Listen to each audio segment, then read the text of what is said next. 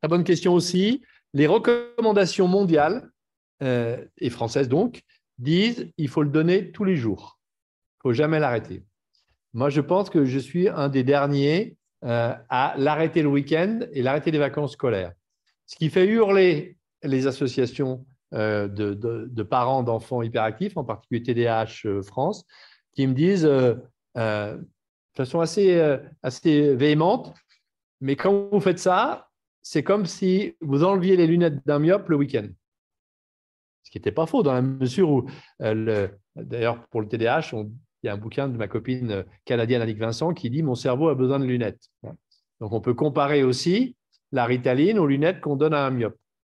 Après, le week-end, quand le petit myope il va au foot, il n'a peut-être pas forcément besoin de ses lunettes, d'une part. D'autre part, même s'il n'y a pas d'accoutumance, on s'aperçoit que quand on donne ce médicament tout le temps, au bout d'un moment, il faut augmenter les doses.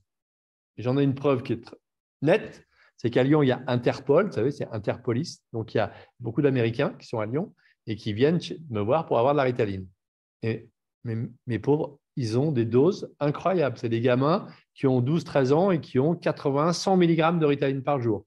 Alors que de ma vie, je ne suis jamais monté au-dessus de 40 mg. Mais ils ont commencé à 3 ans avec 20 mg, puis 30 mg, puis 40 mg. Première raison, c'est pour éviter d'avoir augmenté de dose. Deuxième raison, qui est très simple, c'est qu'on va avoir ce trouble toute sa vie. Si vous donnez un médicament qui est magique, parce que si vos enfants en ont, vous savez que c'est magique. Il y a un avant, un après, que quand il l'a, il est beaucoup plus accessible à tout. Vous donnez un médicament qui est magique. Vous évitez à tout le monde, d'abord à l'enfant et ensuite à sa famille, de trouver des stratégies. Et comme il n'aura pas ce médicament tout le temps, il faudra bien qu'un jour, il s'en passe. Donc, pendant les week-ends et pendant les vacances scolaires, c'est le moment idéal pour essayer de trouver les stratégies pour que les parents soient plus disponibles. Sauf, et je ne suis pas vraiment excessif là-dedans, si les parents me disent « oui, mais c'est infernal, il y a par exemple qu'il n'y a que la maîtresse qui en profite, sa sœur, elle déguste, etc. », vous pouvez lui donner. Mais dans la plus grande partie des cas, je voudrais qu'on évite de le donner, sauf s'il met le feu à la maison tout le temps. Et puis, bon, on ne va pas se mentir aussi, c'est un médicament, il est très bien supporté, j'ai jamais eu de problème, j'ai jamais eu de TS avec, j'ai jamais eu d'accoutumance, mais il coupe l'appétit. Coupe l'appétit.